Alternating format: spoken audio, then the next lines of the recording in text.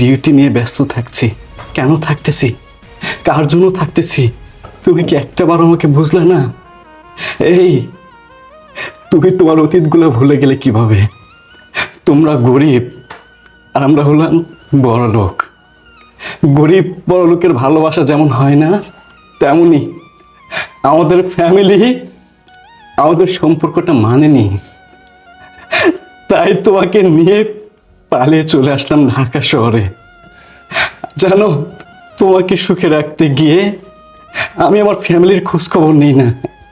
আমার বাসায় আমার বৃদ্ধ বাবা, বৃদ্ধ মা, যে মা আমাকে 10 মাস 10 দিন গর্ভধারণ করেছে, যে বাবা আমাকে কষ্ট করে মানুষ করেছে, তাদের পর্যন্ত আমি খোঁজ রাখি নাই, শুধুমাত্র তোমাকে ভালো রাখতে গিয়ে।